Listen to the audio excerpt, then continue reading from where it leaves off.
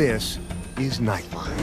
Tonight, the shocking sentence in the au pair affair trial. The case of Commonwealth of Virginia versus Juliana Perez Magalhaes. The nanny's tearful statements before learning her fate. I know I can never take back the devastation of what I have done. For her part in the sordid double murder of her lover's wife and another man that captivated much of the nation.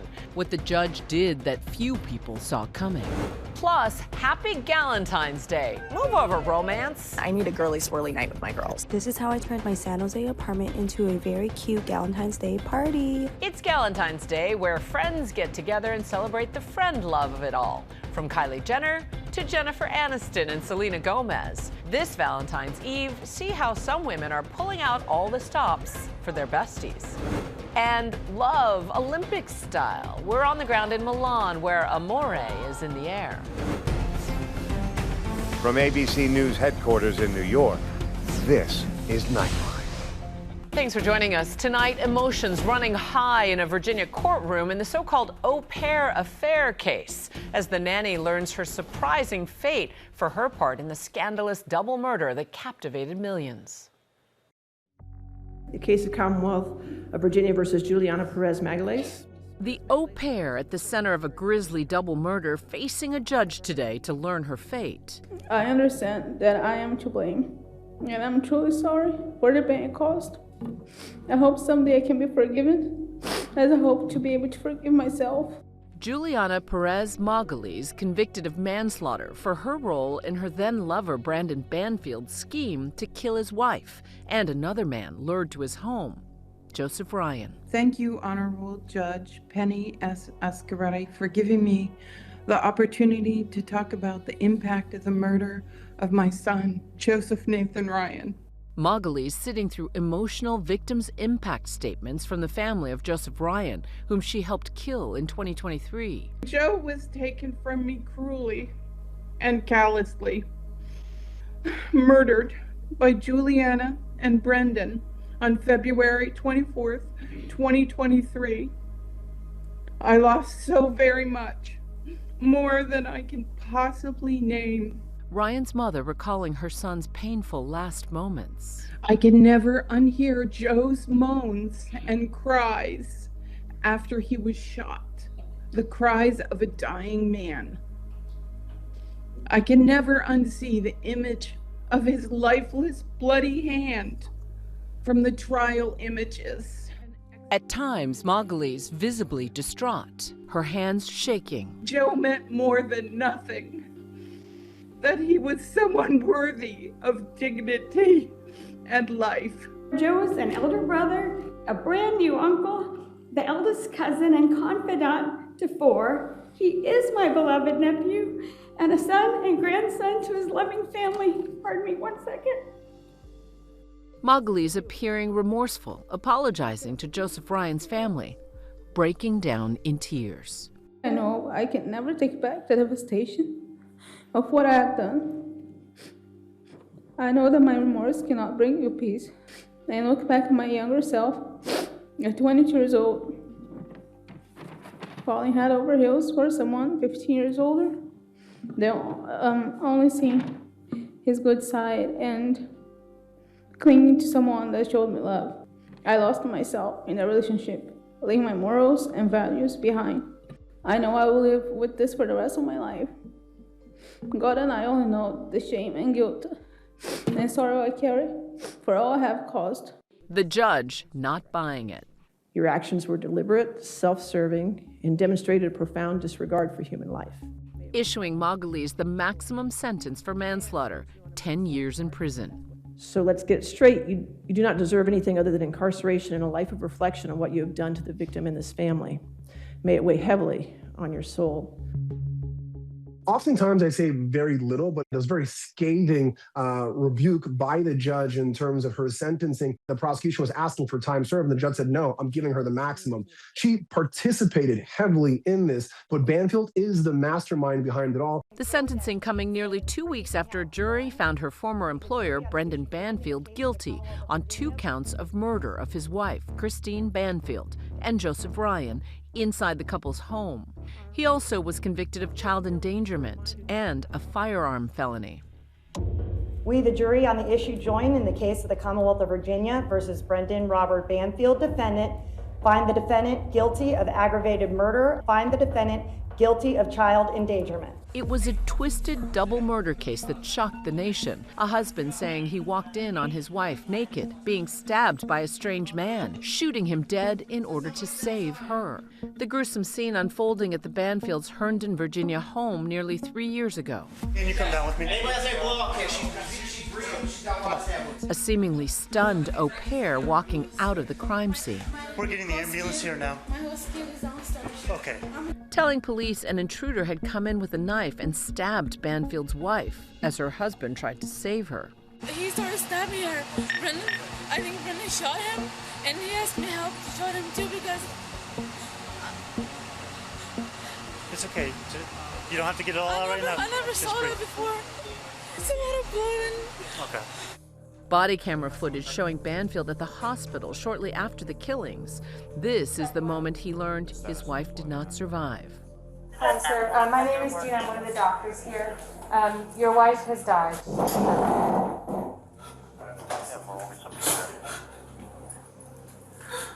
sorry. Were you there at the time? Yes. His young daughter also in the house the morning of the killings. I want to make sure that she's safe. Yeah, she's safe. Yes, ma'am. She's only 4. Banfield's hands still covered in blood. You want to wash your hands? Probably feel better after that. But the murders, all part of an elaborate scam. Prosecutors say Banfield, a former investigator at the IRS, conspired with his au pair, then 22-year-old Margulies, who he was having an affair with, to kill his wife. Brendan created a FetLife account. If you're not familiar with it, it's a social networking app for people interested in fetishes, sexual kink. He posted as Christine. Banfield allegedly posing as his wife on a sexual fetish website to lure a stranger, Joseph Ryan, to come to the house and fulfill a fake rape fantasy. Did you ever create any sort of a plan with Juliana? No, there was no plan. At this point, our relationship is maybe 6 to 8 weeks old. I think that it's an absurd line of questioning. You told her that you love her, but you didn't actually love her. I would say that I had feelings for her, but they weren't nearly as strong as feelings for my wife. After initially not cooperating with authorities, Margulies struck a plea deal in October 2024, charged with manslaughter for killing Joseph Ryan in exchange for her testimony against her former lover, ultimately pinning both murders on Banfield. Did he tell you what he wanted to do? Yes. What did he say? He mentioned his plan to get rid of her. What did you see Brendan do next? He got on top of her, and that's when I first saw him stab her with a knife. Today, Margulies is taken out of a Virginia court to begin her 10-year sentence. McGowan's not going to serve more than 10 years. For this type of crime, we typically do 85%. When it's all said and done, it's likely she's going to serve around 74 months or just a little over 6 years in prison. She will ultimately be deported back to her native Brazil after her release, as the families of those lost finally gain some justice. Thank you for listening and for weighing the trail of pain and loss Juliana left in the wake of her calculated, cold-blooded murder. My son, Joseph Nathan Ryan, was not and is not disposable. And when we come back, meet the women marking Valentine's Day a little differently by celebrating their friendships. It's Galentine's Day after the break.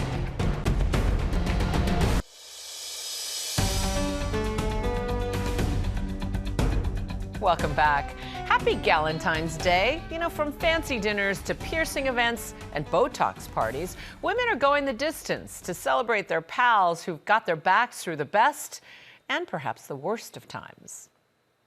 Move over, romantic love. I need a girly swirly night with my girls. This is how I turned my San Jose apartment into a very cute Galentine's Day party. There's a new type of celebration in style, and it's rewriting the rules of true love. Galentine's Day is for all women, regardless of your relationship status. You could be married, you could be single, you could be, question mark. Every February 14th, romantic love takes center stage. But now, February 13th is Galentine's Day, where women celebrate friendship, sisterhood, and the women who've stood by each other all year long. The made-up holiday going viral in real life, showcased on hit reality shows like Selling Sunset. Valentine's Day in itself, but I love to throw a party, so I'll take any excuse for that. Galentine's is going to be epic. I've rented out this beautiful house. All of my guests are gonna get the best experience. IVs, Botox filler, Mr. Chow's catering, we're gonna have it all. And taken up by celebrities, all posting their unique Galentine celebrations on Instagram. Kylie Jenner hosting a painting party for her inner circle. The singer Lizzo putting on a piercing party for her team.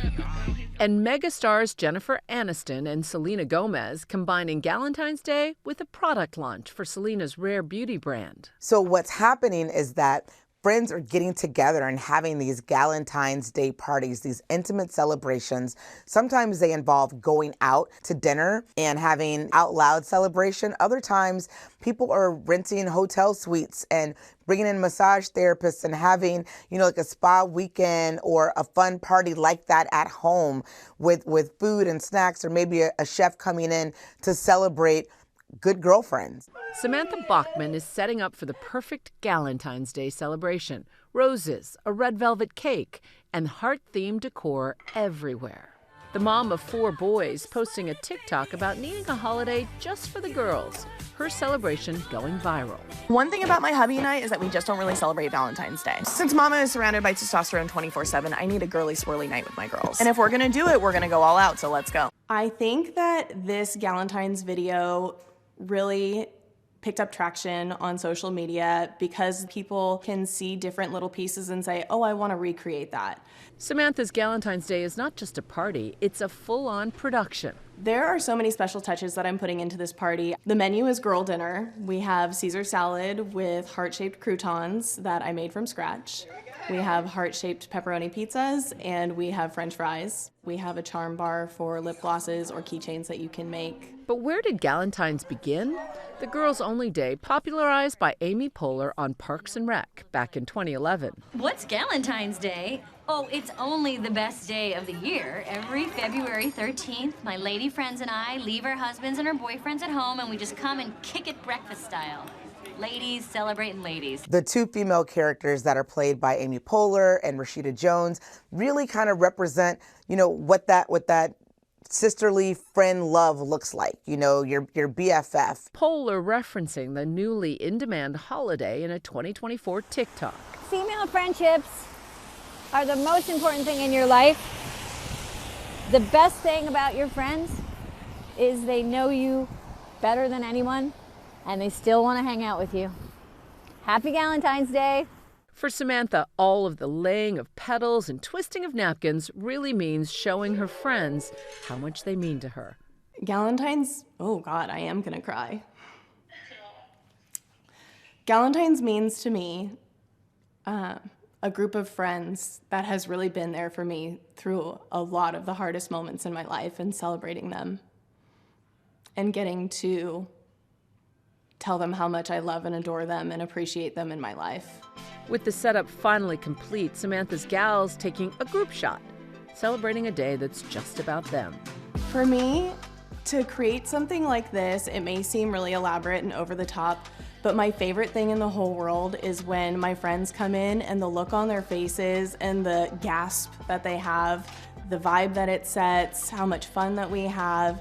It's really set by the ambiance and the mood in the room, us getting to take photos. It brings me so much joy. I can't even put into words. And speaking of joy, when we come back, love in the Olympic Village.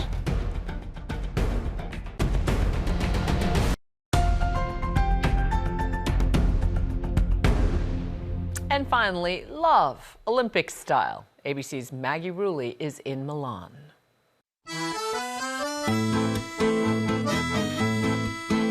This Valentine's Day, Olympians are chasing gold and love. Snowboarder Jake Pates became the most eligible bachelor in the Olympic Village after a post of his looking for love went viral. I'm trying to stay focused, but at the same time, you know, let the ladies know I'm single. Jake's going for a medal, but come the 14th, he's hoping for a date. We are here to ask you your Hinge profile question. I go crazy for Hugs from my mom. the way to win me over is Marvel movie and popcorn. my most irrational fear. My most irrational fear is, oh God. I don't know if you want to know that. Sophia Kirby on Team USA Luge responding, because at the Olympics, anything can happen.